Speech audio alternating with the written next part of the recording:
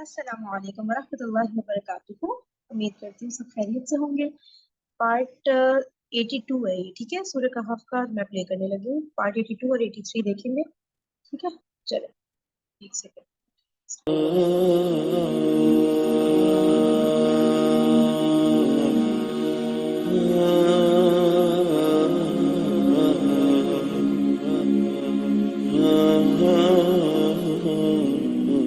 السلام علیکم. الحمدللہ رب العالمین والصلاة والسلام علی اشرف الانبیاء والمرسلین وعلی آلہ وصحبہ ومن استنى بسنتہ الی یوم الدین. اللہم اجعلنا منہم ومن الذین آمنوا وعملوا الصالحات وتواصوا بالحق وتواصوا بالصبر. آمین یا رب العالمین.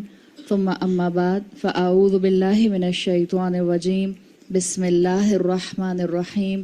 رب اشرح لی صدری ویسر لی امری واحلل عقدۃ من لسانی یفقہوا قولی. اللہم ثبتنا عند الموت بلا الہ الا اللہ. اے ہمارے اللہ, ہمیں ہماری موت پر کلمہ لا الہ الا اللہ پر ثابت قدم رکھے. آمین یا رب العالمین.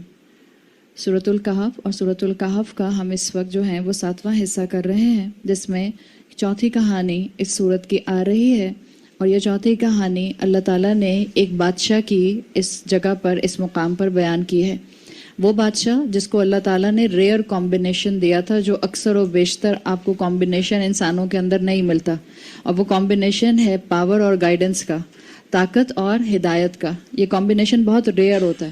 آپ اگر اپنے آس پاس آبزرو کریں اور اگر آپ اوور آل ورلڈ وائڈ دنیا میں آبزرو کریں تو آپ کو یہ دو کیٹیگریز بالکل الگ الگ نظر آتی ہیں. جن کے پاس اللہ تعالیٰ نے ہدایت کا سامان دیا ہوتا ہے, جنرلی ان کے پاس طاقت نہیں ہوتی, جنرلی ان کے پاس ریسورسز نہیں ہوتے. اور ہم یہ خاص طور پر بات کر رہے ہیں پاور اور ریسورسز کی اقتدار کے پوائنٹ آف ویو سے, کہ جن کے پاس ہدایت ہوتی ہے ان کے پاس یہ اقتدار کی طاقت نہیں ہوتی, اور وائس ورسا. جن کے پاس پاور ہوتی ہے یا جن کے پاس اقتدار ہوتا ہے یا جن کے پاس گورنمنٹس ہوتی ہیں, وہ ہدایت کی نعمت سے اکثر و بیشتر محروم ہوتے ہیں.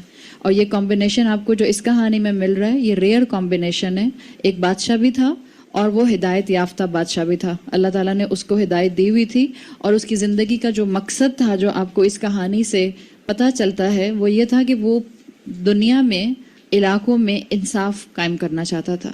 جسٹس کی اسٹیبلشمنٹ کرنا اس کی زندگی کا ایک بہت بڑا مقصد تھا, جو آپ کو اس پوری کہانی سے پتہ چلتا ہے. اور اس نے جہاں جہاں لوگوں کی مدد کی, آپ کو اس کہانی میں اس کے 3 سفر ملیں گے جو اللہ تعالیٰ نے بیان کیے ہیں. جہاں جہاں اس نے لوگوں کی مدد کی without gaining any worldly interest, اپنے لیے یا کوئی پرسنل انٹرسٹ, اس کے بغیر اس نے لوگوں کی مدد کی. اور یہی ہوتا ہے سیلف لیس کاز کرنے والا انسان, جو اپنی کسی ذاتی پرسنل گلوری کے لیے کام نہیں کرتا, بلکہ وہ لوگوں کی مدد کرتا ہے لوگوں کو فائدہ پہنچانے کے لیے اور اللہ کی تخلیق کو اپلفٹ کرنے کے لیے, ان کے لیونگ سٹینڈرڈز کو بہتر کرنے کے لیے. تو آیت نمبر 83 ہم نے شروع کی تھی اور اسی پر ہم بات کر رہے تھے. اللہ تعالیٰ نے فرمایا اعوذ باللہ من الشیطان الرجیم ویسألونک عن ذی القرنین, اور وہ آپ سے ذی القرنین کے بارے میں سوال کرتے ہیں. قل, کہہ دیجئے, سأتلو, ان قریب میں پڑھوں گا, علیکم, تم پر. اور اس کا ترجمہ ایک یہ سمجھ لیجئے کہ عربی کا ایکسپریشن ہے سأتلو علیکم, یعنی کہ میں تم کو پڑھ کر سناؤں گا. ہم جانتے ہیں رسول اللہ صلی اللہ علیہ وسلم امی تھے, آپ پڑھ نہیں سکتے تھے. مطلب یہ تھا کہ جو کچھ آپ کے قلب پر جبرائیل علیہ السلام کے ذریعے نازل کر دیا جائے گا, آپ اس کو پڑھ کر سنا دیں گے. تلاوت اسی سے لفظ بنا ہے, اتلو سے, جیسے یہاں پر آ رہا ہے نا اتلو, یہی لفظ جو ہے اسی سے تلاوت بنا ہے. تلاوت کا مطلب ہوتا ہے کسی کے پیچھے پیچھے آنا, تلا یتلو, کسی کے پیچھے پیچھے آنا. جب آپ تلاوت کرتی ہیں تو آپ اور میں قرآن کی اسی پروننسیشن کو فالو کر رہے ہوتے ہیں جو ہمیں سکھائی گئی ہے, تو ہم اس کے پیچھے پیچھے چل رہے ہوتے ہیں, اس کو فالو کر رہے ہوتے ہیں.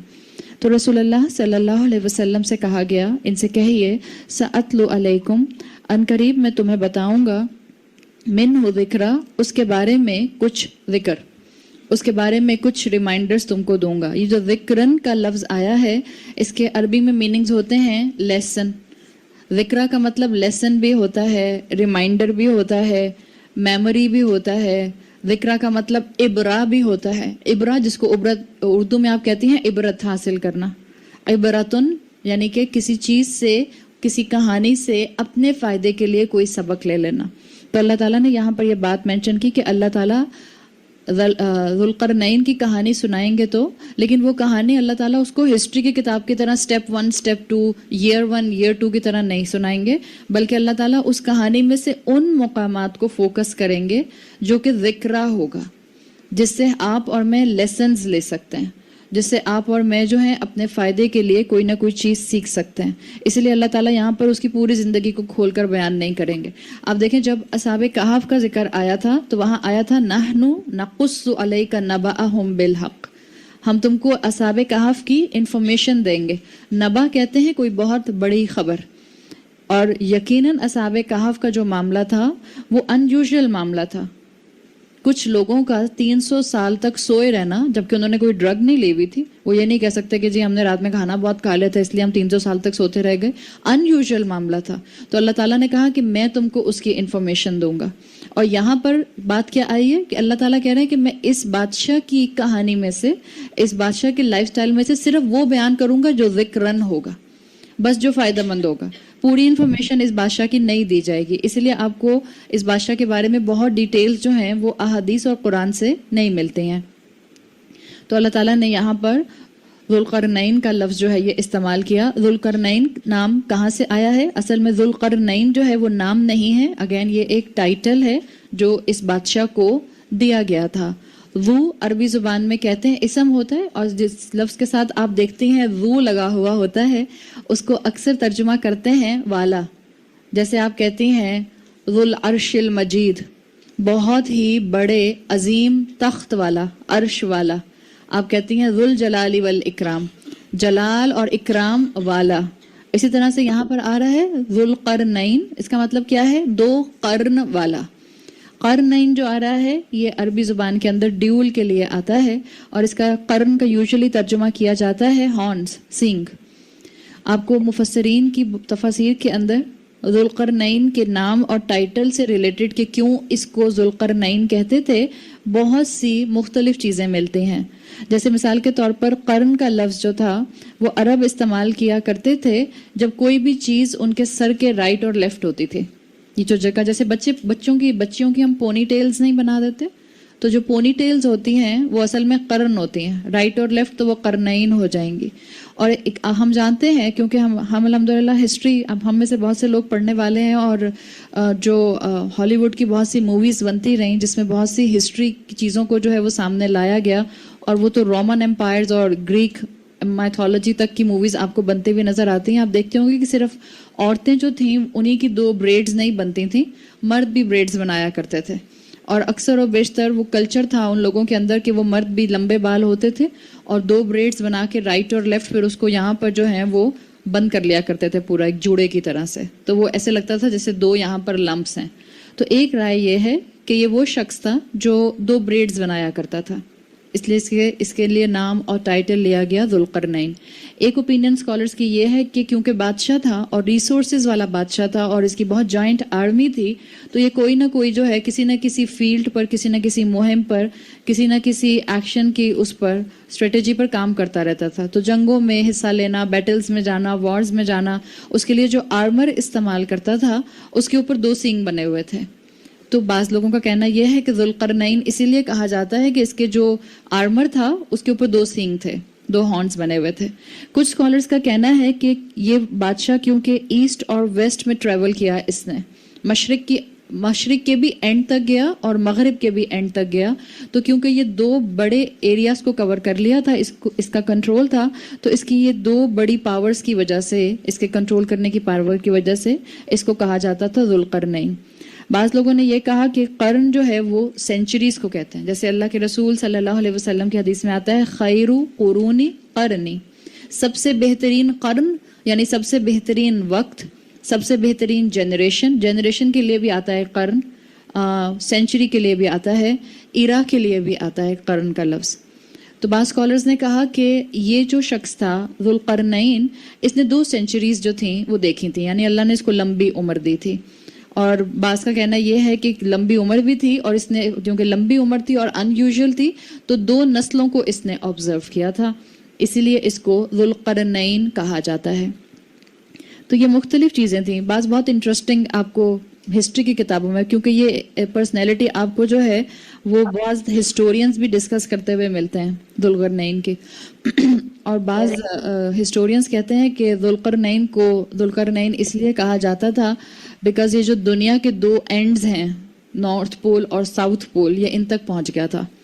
تو یہ جو دو پولز تک پہنچا تھا، دو اینڈز تک پہنچا تھا، اس لیے کہ آپ آگے آیات پڑھیں گے تو آپ کو پتہ چلے گا کہ جب مشرق میں گیا تو وہاں تک پہنچ گیا جہاں تک آلموسٹ جو تھا وہ دنیا کا اینڈ تھا، اور مغرب میں گیا تو وہاں تک پہنچ گیا جہاں تک دنیا کا اینڈ تھا.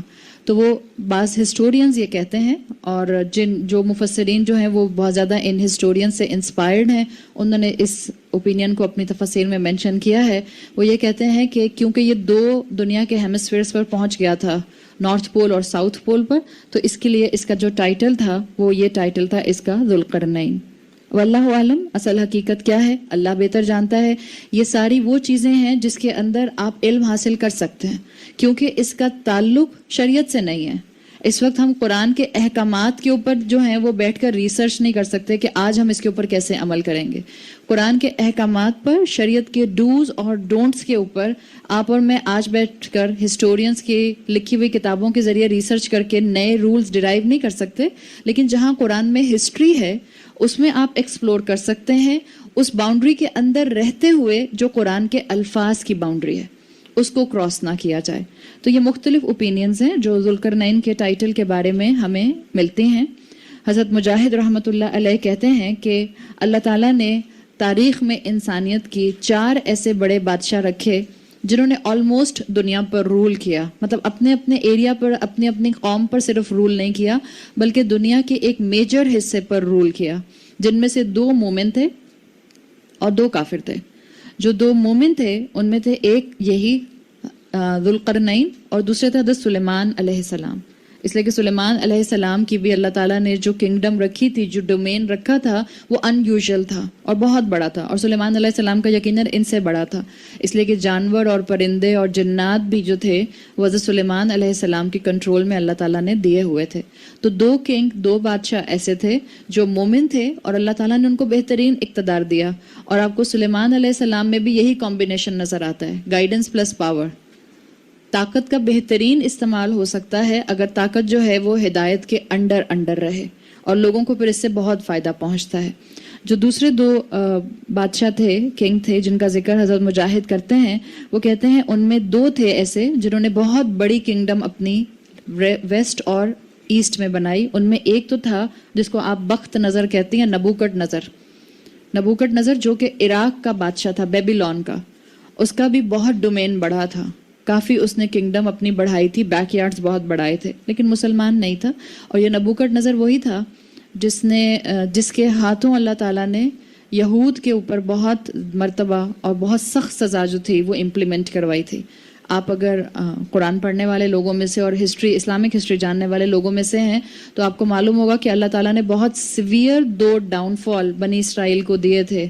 ایک ڈاؤن فال جو تھا وہ اسی کے ہاتھوں آیا تھا. وہ پہلا ڈاؤن فال تھا جیوس کا، بنی اسرائیلیوں کا، جو کہ آیا تھا نبوکڈ نظر کے ہاتھوں، بخت نظر کے ہاتھوں، بیبیلون کے بادشاہ کے ہاتھوں.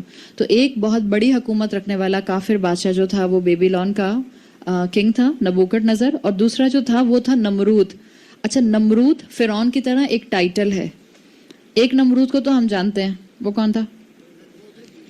جس سے ابراہیم علیہ السلام نے آرگیومنٹس کیے تھے. یہ اسی کی بات ہے، نمرود ابن کنان، اسی کی بات کر رہے ہیں. اس کی بھی کنگڈم بہت بڑی تھی، اس لیے کہ جس ایرا کے اندر یہ نمرود ابن کنان تھا، اس وقت جو تھا وہ انسانیت اپنے ٹائم کے عروج پر تھی. جو اس وقت کا ٹائم پیریڈ تھا اس میں آپ کے جتنے بھی میتھمیٹیکل ڈیجٹس تھے، 0 کا ڈیجٹ اسی کے ٹائم پیریڈ میں جو تھا وہ ایجاد ہوا تھا.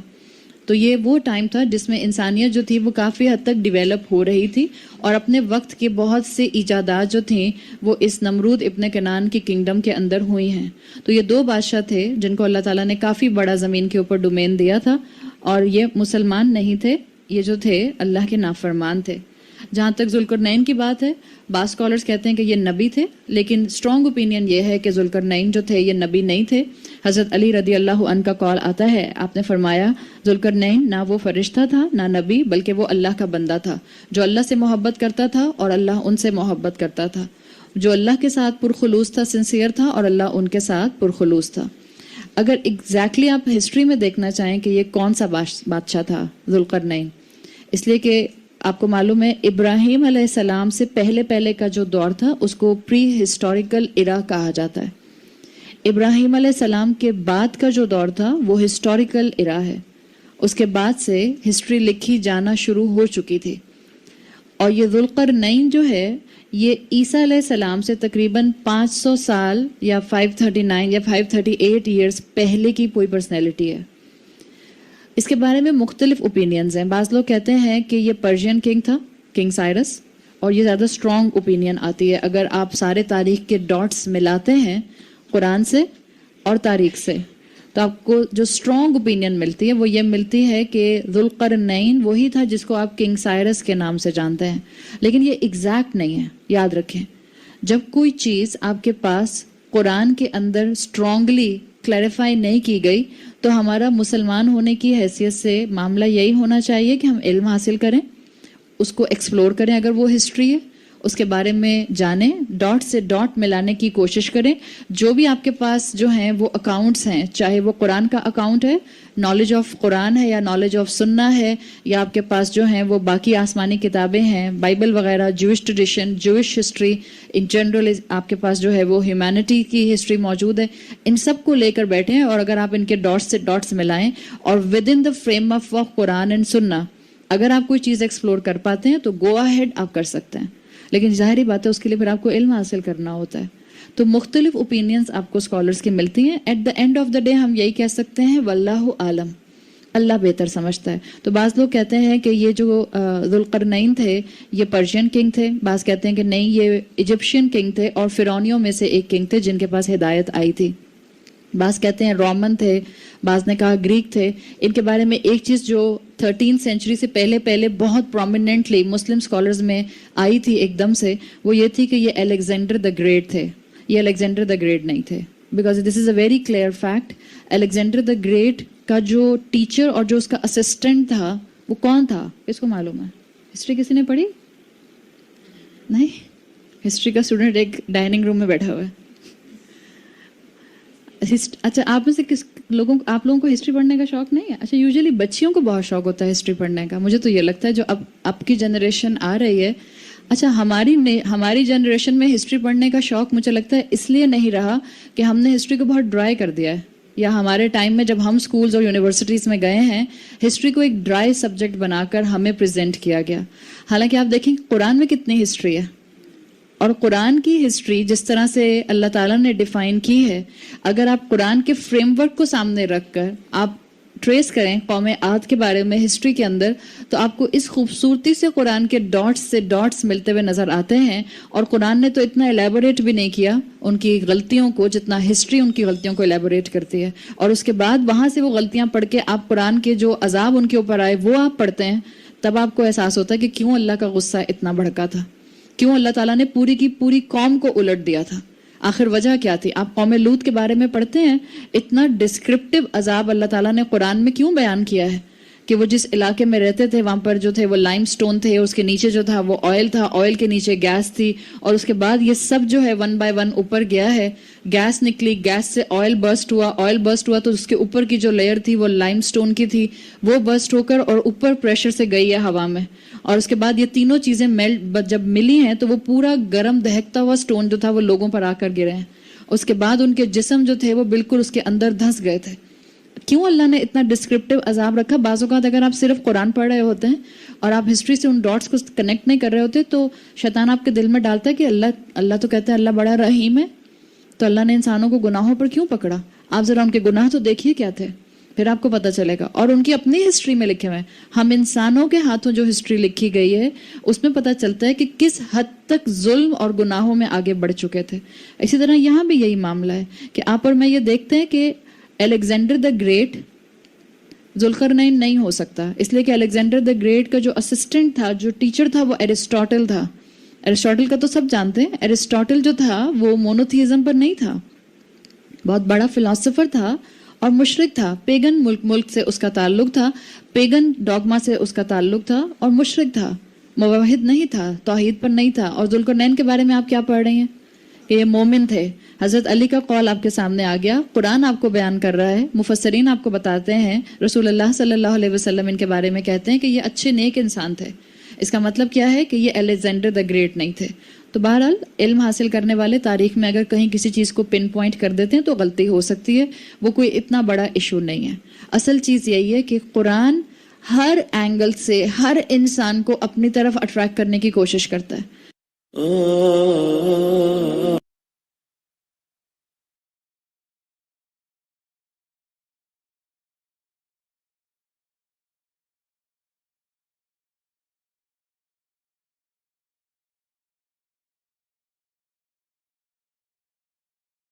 ایک منٹ رکیے گا، میں اس کا نیکسٹ پارٹ پلے کروں.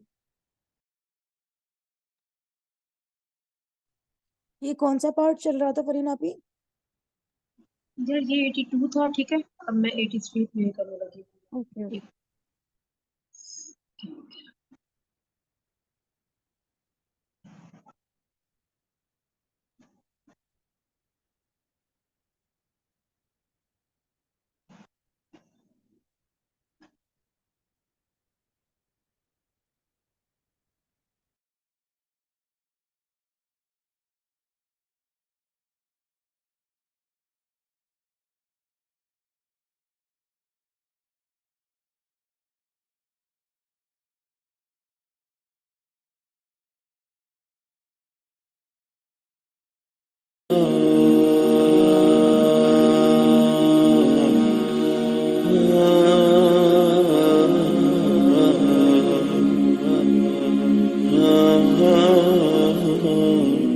اصل چیز یہی ہے کہ قرآن ہر اینگل سے ہر انسان کو اپنی طرف اٹریکٹ کرنے کی کوشش کرتا ہے.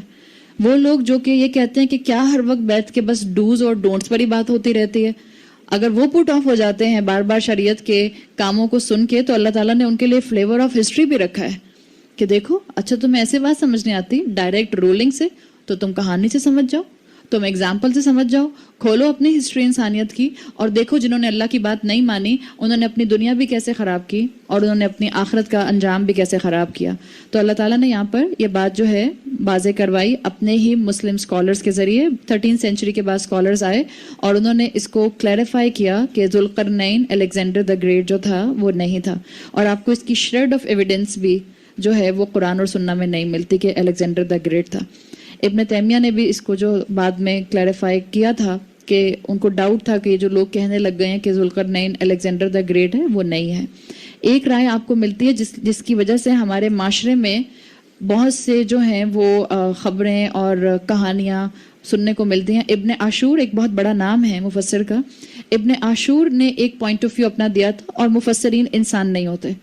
ہر مفسر یقیناً ہم سب سے علم میں بہت آگے ہوتا ہے، لیکن ہر مفسر غلطی کر سکتا ہے، انسان ہے. صرف پرفیکٹ ذات جو ہے وہ اللہ کی ہے. اس کے بعد اگر کوئی پرفیکٹ ذات ہے تو وہ انبیاء اور رسولوں کی ہوتی تھی، باقی سب ہم عام انسان ہیں. ہاں، ہم انسانوں میں بہتر ایمان کے لحاظ سے اور عمل کے لحاظ سے اور علم کے لحاظ سے مفسرین ہوتے تھے. ایک نام مفسرین میں ابن عاشور کا آتا ہے، جن کا خیال تھا کہ ذوالقرنین جو تھا وہ وہی تھا جس نے گریٹ وال آف چائنا بنائی تھی.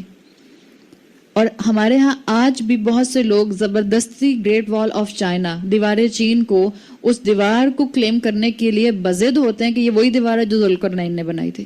ابھی آپ آگے پڑھ لیں گے، ذوالقرنین نے جو دیوار بنائی تھی وہ between the two mountains, between the two barriers تھی. آپ میں سے جن لوگوں نے دیوار چین دیکھی ہے وہ کیسی ہے؟ اٹس این اوپن دیوار. آپ اس کے رائٹ چلی جائیں یا لیفٹ چلی جائیں، کوئی آپ کو منع کرتا ہے؟ کوئی بھی منع نہیں کرتا. ایک وقت وہ تھا مفسرین کا جس وقت نہ مفسرین کے پاس ٹیکنالوجی تھی، نہ میڈیا تھا، نہ ان کے پاس سیٹلائٹس تھے، نہ ان کے پاس گوگل میپ تھا، نہ گوگل ارتھ تھا. آپ گوگل ارتھ کو اب حاصل کر چکے ہیں نا، اب آپ کے لیے ہر چیز کو گیج کرنا آسان ہوتا ہے. آپ میں سے جن لوگوں نے اس کو خود دیکھا ہے दीवार चीन को आप जानती हैं, जो उसको डॉक्यूमेंट्रीज में देख सकते हैं वो उसको डॉक्यूमेंट्रीज में देख लें। जो दीवार जुल्करनैन ने बनाई थी वो लोहे और कॉपर से बनाई गई थी, और दीवार चीन आम ब्रिक्स और मिट्टी से बनी हुई है। Simple is that. तो ये दीवार चीन आज भी स्ट्रॉन्ग ओपिनियन यही है कि ये जो ग्रेट वॉल ऑफ चाइना है ये जुल्करनैन की बनी हुई दीवार नहीं है। पहले वक्तों में स्कॉलर्स ने ऐसे कहा, और इसी वजह से फिर होता यह कि जब इंसान एक लाइन सुनता है, एक पॉइंट ऑफ व्यू सुनता है, तो फिर उसी पॉइंट ऑफ व्यू में आगे सोचना शुरू कर देता है। ये होता है इंसान का काम, इंसान की एक माइंडसेट बन जाता है। इसलिए कि वो दौर ऐसा था मुफस्सरीन का जिसमें साइंस जो थी अभी इतनी एडवांस नहीं हुई थी कि आपको हर जगह बैठ के दुनिया की हर जगह की जो है वो डिटेल मिल जाए। उसके लिए आपको ट्रैवल करना पड़ता था, खुद जाना पड़ता था, एक्सप्लोर करना पड़ता था। तो आपको बास किताबें स्कॉलर्स की ही मिलती हैं तफासिर, जिसमें उन्होंने ये कहा कि इवन ये ग्रेट वॉल ऑफ चाइना जो थी ये जुल्करनैन की बनाई हुई थी, और उन्होंने कहा कि ये जो लोग थे याजूज और माजूज जिसका किस्सा अभी यहाँ आएगा वो असल में मंगोल्स या टर्क्स थे, जो कि जिन्होंने मुसलमानों पर हमला किया था। इसलिए कि बाद स्कॉलर्स कहते थे कि वो आ चुके याजूज और माजूज और वो मुसलमानों के ऊपर हमला कर चुके। जबकि आपको स्ट्रॉन्ग ओपिनियन जो मिलती है, आप अहादीस को सामने रखिए, सही अहादीस को, याजूज और माजूज जिस वक्त आ जाएंगे वो दज्जाल के बाद का वक्त होगा, और उसके बाद फिर दुनिया कायम नहीं रह सकती इतने लंबे अरसे तक। हम आगे पढ़ लेंगे इंशाल्लाह तो आपको पता चल जाएगा। कुछ स्कॉलर्स ने इसको मेंशन किया है, इसीलिए हमारे यहाँ बहुत स्ट्रॉन्ग ओपिनियन में ये कहा जाता है कि ये दीवार वही वाली है, या जो चाइनीज हैं, बाज़ लोग कहते हैं चाइनीज जो हैं ये याजूज माजूज हैं। हम में से किसी के पास कोई अथॉरिटी नहीं है कि हम कहें कि चाइनीज याजूज माजूज हैं। बाज़ स्कॉलर्स ने क्यों कहा इसलिए मैं आपसे कह रही हूँ। देखें, स्कॉलर्स, मुसलमान को अल्लाह ताला ने ये नहीं कहा था कि मुसलमान बस इस सदी के स्कॉलर को पढ़ेंगे और उसके बाद नहीं पढ़ेंगे। अगेन मैं बार बार आपका पॉइंट ऑफ व्यू क्लियर करना चाह रही हूँ। मैं शरीयत के डूज और डोंट्स की बात नहीं कर रही। शरीयत के डूज और डोंट्स अपनी जगह बिल्कुल स्ट्रॉन्ग फाउंडेशन की तरह बिल्कुल वैसे फिक्स्ड हैं जैसे कि रसूलुल्लाह सल्लल्लाहु अलैहि वसल्लम के दौर में फिक्स थे। इनको कोई नहीं हिला सकता। आज कोई स्कॉलर बन के ये नहीं कह सकता मिसाल के तौर पर कि औरत का जो है वो हिजाब नहीं है। अगर कोई कह रहा है तो हम उसके लिए हिदायत की दुआ कर सकते हैं। आज कोई स्कॉलर बन के ये नहीं कह सकता कि मुसलमानों के लिए एक बहुत बड़ी सुन्नत दाढ़ी रखना नहीं है। अगर कोई कह रहा है तो वो दीन के प्रिंसिपल्स को हिला रहा है, और जो दीन के प्रिंसिपल्स को हिलाएगा हम उसको बिल्कुल फॉलो नहीं करेंगे। This is a clear cut thing in इस्लाम। हाँ, जहां तक हिस्ट्री की बात है, जहां तक राय की बात है, और वो राय जो है वो पर्सनैलिटीज के बारे में है, वो इल्म के साथ साथ बढ़ सकती है और बदल सकती है। तो कुछ मुफस्सरीन ने कहा था, आपको सैयद कुतुब मिलते हैं जिन्होंने बहुत स्ट्रांगली ये कहा था कि याजूज माजूज आ चुके हैं, और वो तातारियों की शक्ल में आए थे। उनकी राय थी जो कि कमजोर राय है। इवन आपको एक बहुत मशहूर तफसीर मिलती है, तफसीर अल अज़हर यूनिवर्सिटी की तफसीरुल मरागी। ये भी बहुत अच्छे स्कॉलर्स थे और बहुत इनकी तफसीर बहुत ही अच्छी तफसीर है, तकरीबन 8 वॉल्यूम्स की तफसीर है। इनका भी ख्याल यही था कि याजूज माजूज आ चुके हैं। तो ये बड़े नाम हैं जिन्होंने कहे, जब भी हमारे माशरे के अंदर ये चीज़ फ्लोट कर रही है। लेकिन बेहतर यही है मुसलमानों के लिए कि अल्लाह के रसूल कह के गए थे कि इल्म हासिल करना मुसलमानों पर फ़र्ज़ है। तो इल्म हासिल करने के लिए ज़रूरी है कि सिर्फ सुनी सुनाई पर मत जाइए, आगे बढ़िए और इल्म हासिल कीजिए। आपको जो दीन के बारे में, जो दीन की शरीयत के अहकामात के बारे में भी सुनी सुनाई बातें मिलती हैं, क्यों उन पर इत्तफाक करते हैं? क्यों खुद निकल कर सफ़र नहीं करते मूसा अलैहिस्सलाम की तरह और कुरान के कोर्सेज ज्वाइन करते नहीं? क्यों आगे बढ़कर इल्म हासिल करने के लिए उस्तादों के पास आकर नहीं बैठते? जब तक हम ये काम नहीं करेंगे हमारे जहनों के कन्फ्यूजन्स दूर नहीं होंगे, चाहे वो हमारी हिस्ट्री के बारे में हो, चाहे वो हमारे सहाबा के बारे में हो, चाहे वो हमारे इस्लाम के बारे में हो। हमारे कन्फ्यूजन्स दूर करने का एक ही हल है और वो है इल्म हासिल करना। और याद कीजिए कि इल्म हासिल करने के लिए अपना उस्ताद खुद नहीं बना जाता। इल्म हासिल करने के लिए उस्ताद के पास जाना पड़ता है। प्यासा कुएं के पास आता है या कुआं प्यासे के पास आता है?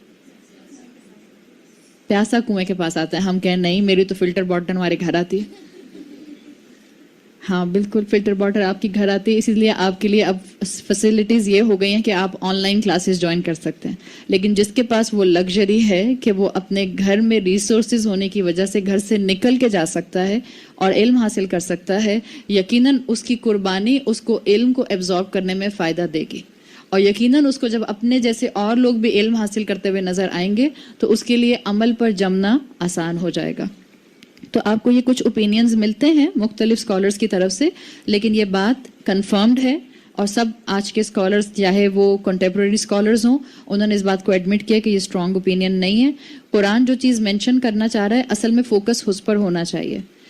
ہمارا آج بھی فوکس اس بات پر رہتا ہے کہ یاجوج ماجوج ہیں کون اور کہاں ہیں, ذوالقرنین تھا کون اور اس کی دیوار ہے کہاں, اینڈ اسٹل اے مسٹری کہ اس کی دیوار کہاں ہے. آپ تاریخ کی کتابیں اٹھا کر پڑھ لیں, ابھی بھی یہ بات مسٹری ہے. ہاں لیکن کیونکہ ہم انسانوں کے اندر تاریخ جاننے کی کریونگ ہے تو اس کو مفسرین نے بہرحال پورا کیا, اور اللہ تعالیٰ نے یہ کام خاص طور پر کنٹمپرری اسکالرز سے لیا ہے. آپ نے مولانا مودودی کا نام سنا ہے, الحمدللہ مولانا مودودی اور امین احسن اصلاحی, اور ایک اور اسکالر آتے ہیں ابو کلام آزاد. ابو الکلام آزاد, مولانا مودودی اور امین احسن اصلاحی, ان تینوں نے اس کے اوپر ہسٹری کی کتابیں اور جوئش ٹریڈیشن اور بائبل کو سامنے رکھ کر انالیسس کیے ہیں کہ یہ تھا کون ذوالقرنین اور کیوں کیے ہیں, کیوں اتنا وقت لگایا. آسان کام ہوتا ہے, 25 کتابیں سامنے رکھ کے بیٹھ جائیں آپ اور اس میں سے پھر آپ اپنے نوٹس بنائیں. آسان نہیں ہوتا یہ. اس میں آپ کے گھنٹوں نہیں, اس میں آپ کے سالوں لگتے ہیں, مہینے لگتے ہیں, اس میں آپ کے دن لگتے ہیں. اس لیے کہ کتابیں کھول کھول کر پڑھنا اس میں تو بہت وقت لگتا ہے. لیکن جب آپ جا کر کسی کو بتاتے ہیں وہ بات, یا آپ لکھتے ہیں کوئی بات کسی کو سمجھانے کے لیے, تو وہ آپ ان ساری کتابوں کا ایسنس لکھ رہے ہوتے ہیں, وہ ان ساری کتابوں کی سمری لکھ رہے ہوتے ہیں. اور استاد کا کام یہی ہوتا ہے کہ استاد 20 کتابیں پڑھے یا 15 کتابیں پڑھے, اس میں سے پھر جو اس کو وہ حلوہ بنا کر پیش کر سکتا ہے وہ حلوہ بنا کر پیش کر دے. بعض اوقات لوگ آپ سے کہتے ہیں میں فلاں حدیث آپ کو بھیج رہی ہوں سمجھا دیں, یہ فلاں حدیث آپ کو بھیج رہی ہوں سمجھا دیں واٹس ایپ کے اوپر بالکل ایسا ہے کہ جیسے آپ مجھ سے کہیں کہ آپ نے پی ایچ ڈی کی ہے 8 سال میں, پلیز مجھے 8 دن میں پی ایچ ڈی کروا دیں. ایسا نہیں ہوتا. علم حاصل کرنے کے لیے یاد رکھیں 1 لائنر 2 لائنر کافی نہیں ہوتے. یہاں پر بھی جو ہم بیٹھ کے کر رہے ہیں یہ تو الحمدللہ اللہ تعالیٰ نے دل میں ڈال دیا, تو ہم نے جو ہے وہ دورہ قرآن کی جگہ ایک سورت کو پکڑ کے بیٹھ گئے کہ ہم ایک سورت پر وقت لگائیں گے تاکہ ہم آپ کو تھوڑا بہت علم دے سکیں. ابھی بھی سورہ کہف کے اتنے خزانے ہیں جو ہم آپ کے سامنے کھول کر نہیں بیان کر سکتے, اس لیے کہ اس کے اندر اتنی اسٹریٹجیز آئی ہیں جو اللہ تعالیٰ نے بندوں کے لیے ایکسپلور کی ہیں اور رکھی ہیں سامنے کہ انسان اس کو اپنے اپنے وقت کے حساب سے جانتا جائے اور اپنی دنیا کو بہتر بناتا جائے. جو کنٹمپرری اسکالرز ہیں انہوں نے تورات کو سامنے رکھ کر, جوئش ہسٹری کو سامنے رکھ کر, اور ساری قرآن کی آیات کے ایسنس کو, کیونکہ قرآن کی آیات کا ایسنس بڑا اسٹرانگ ہوتا ہے, اور وہ اس طرح سے اسٹرانگ ہوتا ہے کہ قرآن میں ہمیں تو پڑھنے میں نظر آ رہا ہوتا ہے نا وَيَسْأَلُونَكَ عَنْ ذِي الْقَرْنَيْنِ, وہ ایک ایک لفظ کو بلاغہ کے اصول کے مطابق اس کی گرامر کی ڈائسیکشن کرتے ہیں اور پھر وہ اس کی ڈیٹیل میں جاتے ہیں. وہ کہتے ہیں اس میں سب ایمبیڈڈ ہے, اس لیے کہتے ہیں قرآن کا ترجمہ پڑھ کر آپ کبھی سیٹسفائی نہیں ہو سکتے. ہم سب وہ ایکسپیرینس کر چکے ہیں, اب تو ترجمے اچھے لکھے جانے لگ گئے ہیں, ورنہ جو وقت مجھے یاد ہے میرے بچپن کا تھا, اور وہ ہمارے گھر میں ایک قرآن ہوتا تھا جو گرین پٹی کے ساتھ چلتا تھا. یا اللہ, اگر کوئی اماں کہتی تھی بیٹا کبھی پڑھ بھی لیا کرو نیچے کیا لکھا ہے, تو وہ 3-4 سینٹینسز کے بعد ایسا پوٹ آف ہوتا تھا مائنڈ کہ کوئی کنیکشن ہی نہیں بن رہا, یہ لکھا کیسے ہے, تو اس کے بعد قرآن بند ہو جاتا تھا. یہ ہوتا تھا نا, اس لیے کہ, اور یہ تو اس وقت ہوتا تھا جب وہ لکھا ہی اتنی مشکل اردو میں ہوتا تھا. لیکن اگر آپ اس کو آج بھی دیکھیں, آپ کتنی بھی آسان اردو میں قرآن کی آیت کا ترجمہ لکھ دیں, it can never give you complete essence. نہ قرآن کی تفسیر, نہ قرآن کا ترجمہ, نہ قرآن کی گرامر آپ کو قرآن کا مکمل ایسنس تو نہیں دے سکتے, لیکن آپ اس میں کیٹیگرائزیشن کر سکتے ہیں. ترجمہ آپ کو تھوڑا سا ایسنس دیتا ہے. سمجھیں ترجمہ دے گا, لیٹ سے ہم اس کو پرسنٹیج میں کہیں تو ترجمہ دے گا آپ کو 10% ایسنس آف دا آیا. آپ گرامر پر جائیں گے سیکنڈ سٹیج پر, تو وہ آپ کو کتنا ایسنس دے گا, لیٹ سے وہ آپ کو 10+30 اور ایسنس دے دے گا. اس کے بعد آپ تفسیر پر جائیں گے تو ہو سکتا ہے وہ آپ کو +30 اور ایسنس دے دے. پر ابھی بھی جتنا آپ کے پاس باقی بریکٹ بچ جائے گا, وہ کوئی انسان اس دنیا میں کلیم نہیں کر سکتا کہ مجھے اس آیت کا مکمل مفہوم سمجھ آ گیا. اس لیے کہ اللہ کے رسول صلی اللہ علیہ وسلم کے حدیث کا مفہوم آتا ہے کہ قرآن کے عجائب رہتی دنیا تک لوگوں کے سامنے آتے رہیں گے. اور الحمدللہ ہم اس کی مثالیں جو ہیں وہ اپنے آس پاس دیکھتے ہیں. تو بعض انٹلیکچوئل اسکالرز نے اس کے اوپر محنت کی اور انہوں نے جو ہسٹری ڈیفائن کی ہے وہ کہتے ہیں کہ ذوالقرنین کا زمانہ اگر ہم ٹریس کرتے ہیں اور وہ ساری چیزیں جو قرآن کی آیات میں چھپی ہوئی ہیں الفاظ کے اندر اس کو اور تاریخ کو ملاتے ہیں انسانیت کی کہ کہاں کوئی بادشاہ تھا. ظاہر بات ہے جب اتنا پرومیننٹلی قرآن کہہ رہا ہے کہ اس کے پاس اتنی بڑی ڈومین تھی, وہ رائٹ گیا اور لیفٹ گیا, ایسٹ گیا اور ویسٹ گیا, تو تاریخ میں کہیں نہ کہیں تو کوئی بادشاہ ہوگا جس سے آپ اس کو ٹیلی کر سکتے ہیں. تو زیادہ تر اسکالرز یہ کہتے ہیں کہ وہ کنگ سائرس تھا, اور یہ کانٹمپرری اسکالرز کا خیال ہے کہ یہ کنگ سائرس تھا جو عیسیٰ علیہ السلام سے بھی 500 سال پہلے کی پرسنالٹی ہے. عیسیٰ علیہ السلام بھی ابھی نہیں آئے تھے, اور یعنی جب عیسیٰ علیہ السلام نہیں آئے اور عیسیٰ علیہ السلام سے بھی 500 سال پہلے کی بات کریں تو اللہ کے رسول صلی اللہ علیہ وسلم سے یہ تقریباً 1100 سال پرانی پرسنالٹی ہے جس کو وہ کنیکٹ کرتے ہیں. اور وہ کہتے ہیں کہ یہ جو ذوالقرنین تھا یہ ایران کا بادشاہ تھا, یہ پرشین امپائر کا ایک طرح سے فاؤنڈر تھا. اور ہم جانتے ہیں جب رسول اللہ آئے ہیں تو عربن پیننسولا کے رائٹ اور لیفٹ دو ہی بڑی امپائرز تھیں, ایک تھی رومن امپائر اور دوسری کون سی تھی؟ Persian empire. یہی دونوں سپر پاور تھیں جو عرب کے رائٹ اور لیفٹ پر موجود تھیں. اور ان میں سے اسکالرز یہ کہتے ہیں کہ جو پرشین امپائر تھی اس کا جو مین کنگ تھا, جو اس کا فاؤنڈر تھا, وہ یہ ذوالقرنین تھا. جہاں تک رومن امپائر کی بات ہے, مجھے اب آپ لوگوں نے کہہ دیا کہ آپ کو ہسٹری سے دلچسپی نہیں ہے, مگر میں آپ کو اس کو مزے کے اینگل سے بتاؤں گی تو آپ کو یہ بات تو یاد رہے گی. جو رومن امپائر تھی اس کا جو ہیڈ تھا, جو ٹاپ بادشاہ تھا, کنگ تھا, وہ کانسٹنٹائن تھا. کبھی نام سنا ہے کانسٹنٹائن؟ کانسٹینٹی نوپل کبھی سنا ہے؟ اردو میں یا عربی میں اس کو کہتے ہیں قسطنطنیہ. یہ لفظ تو سنا ہوگا. مجھے یاد ہے ہمارے ابا بچپن میں کہتے تھے بول کے بتاؤ اور بولتی رہو, مطلب وہ ٹنگ ٹوسٹر نہیں ہوتے, اور بولتی رہو قسطنطنیہ قسطنطنیہ کچھ, تو آپ تھوڑی 4 کے بعد آپ کی زبان جو ہے وہ سلپ کرنا شروع کر جاتی تھی. تو جو عرب کے ایک طرف ایک بہت بڑی کنگڈم تھی رومن امپائرز کی, اس میں جو لیڈنگ کنگ تھا ان کا, اور آپ کو بتایا تھا اگر آپ کو وہ ساری اصحاب کہف سے ہسٹری یاد ہوگی کہ جو بادشاہ کا مذہب ہوتا تھا وہی پوری ڈومین کا مذہب ہوتا تھا, وہ پوری کی پوری کنگڈم کا مذہب ہوتا تھا. تو جو رومن امپائر تھا وہ تھا کانسٹنٹائن کنگ, اور یہ جو کانسٹنٹائن کنگ تھا یہ اللہ کے رسول صلی اللہ علیہ وسلم سے تقریباً 200 سال پہلے عیسیٰ علیہ السلام کے مذہب پر آ گیا تھا. اس نے کرسچینٹی اڈاپٹ کر لی تھی. ابھی رسول اللہ نہیں آئے تھے, عیسیٰ علیہ السلام آ کر جا چکے تھے, اور ہم کس کی بات کر رہے ہیں ابھی؟ رومن امپائر کے کنگ کی, کانسٹنٹائن کی. کانسٹنٹائن بٹوین عیسیٰ علیہ السلام اور رسول اللہ آیا ہے, اور رسول اللہ کے 200 سال پہلے, یعنی ابھی رسول اللہ کی پیدائش نہیں ہوئی تھی, اس بادشاہ نے کرسچینٹی اڈاپٹ کر لی تھی, یعنی عیسیٰ علیہ السلام کا فالوور بن گیا تھا. اور اس کے بعد پھر کیا ہوا پوری رومن امپائر میں؟ وہ پوری رومن امپائر کرسچینٹی کے اوپر آ گئی تھی. صحیح؟ تو یہ ہوا تھا. یہ قسطنطنیہ کا نام جو ہے اسی طرح سے ملتا ہے. اچھا, جو یہ قسطنطنیہ ہے اس کو آج کی زبان میں کیا کہتے ہیں؟ شاباش, ویری گڈ. قسطنطنیہ کانسٹینٹی نوپل آج کا استنبول ہے, اور استنبول جو تھا وہ 850 ہجرہ رسول اللہ صلی اللہ علیہ وسلم کے بعد 800 سال کے بعد مسلمانوں نے اس کو فتح کر لیا تھا. سلطان محمد اس نے استنبول کو کانکر کیا تھا, اور استنبول ٹرکش زبان کا لفظ ہے, اور ٹرکش میں استنبول کو کہتے ہیں اسلام کا گڑھ, جہاں پر اسلام جو ہے وہ بہت اپنی جو ہے وہ پوری کی پوری کانسنٹریشن کے ساتھ ہو. تو Istanbul centre of Islam Turkey زبان میں اس کا ٹرانسلیشن بنتا ہے. یہ کیپٹل تھا اس علاقے کا اس وقت. آپ کا کیپٹل کیا ہے پاکستان کا؟ اسلام آباد. اسلام آباد کو اگر آپ ذرا بریک کریں تو کیا مطلب بنے گا؟ اس کا بھی مطلب یہی ہے, سینٹر آف اسلام. تو بات یہ تھی کہ یہ جو رومن امپائر تھی اس کا کنگ تھا کانسٹنٹائن, اور یہ جو تھا یہ 200 عیسیٰ علیہ السلام کے بعد تقریباً 300 سال کے بعد جو تھا یہ کرسچن بن گیا تھا, اور پوری کنگڈم کرسچن ہو گئی تھی. ادھر جو دوسری طرف پرشین امپائر تھی یہ عیسیٰ علیہ السلام سے بھی ہم پہلے کی اب بات کر رہے ہیں, ٹھیک ہے. میں نے آپ کو رومن امپائر کا وہ ایرا بتایا جو بٹوین عیسیٰ علیہ السلام اور رسول اللہ ہے, اور میں آپ کو پرشین امپائر کا بتا رہی ہوں اس لیے کہ رومن امپائر بھی بہت پرانی تھی. آپ کو پتا ہے ان کے اندر جو ہے وہ بہت پرانے کنگ تھے, لیکن فوکس میں یہ کرا رہی ہوں ان میں کرسچینٹی آئی ہے رسول اللہ سے صرف 200 سال پہلے رومنز میں. پرشین میں توحید پہلے سے موجود تھی, اسی لیے کہتے ہیں کہ پرشین امپائر جو کہ عیسیٰ علیہ السلام سے بھی 500 سال پہلے کی ہم بات اگر کریں تو یہ جو کنگ سائرس تھا یہ توحید پر تھا. जो भी उस वक्त का रिलीजन था वो तौहीद का रिलीजन था, ये उसको मानता था। और ये ईरान का बादशाह था।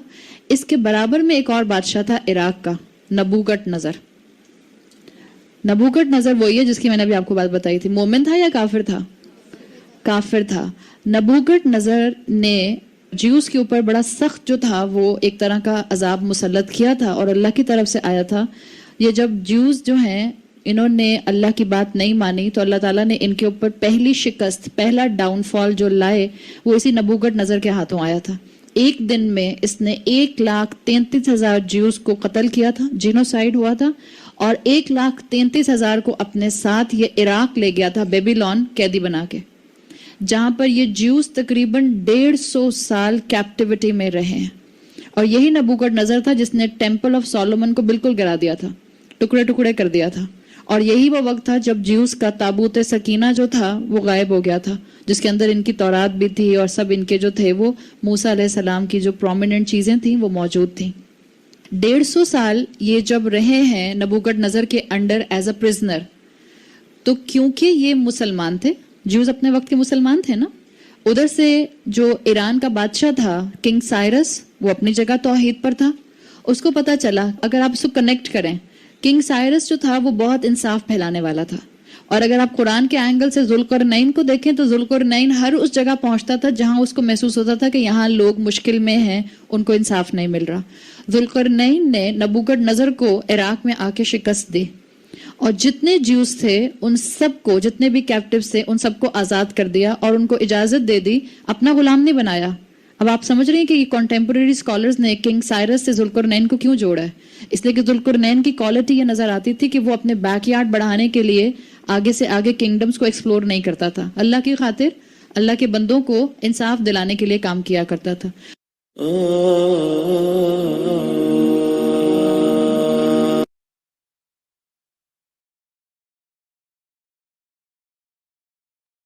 जी भाई, अब इंशाल्लाह अगले फ्राइडे को कंटिन्यू करेंगे। कोई बात किसी ने डिस्कस करनी है, कोई थॉट, कोई न्यू लर्निंग?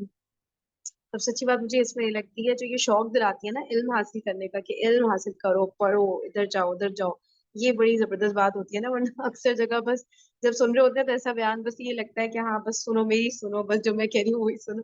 इनको होता है इधर से भी पढ़ो उधर से भी पढ़ो, इल्म हासिल करो। इसका जो शौक जिस तरह दिलाती है ना वो बड़ा जबरदस्त है। जी सिस्टर शेरी, आपने हैंड रेज किया। अस्सलाम वालेकुम जी। जी। जिस तरह से तारीख को इन्होंने ना सिर्फ ये कि दिलचस्प बल्कि बहुत ही आसान तरीके से समझाया है और कनेक्ट किया है, वो बहुत ही जबरदस्त है।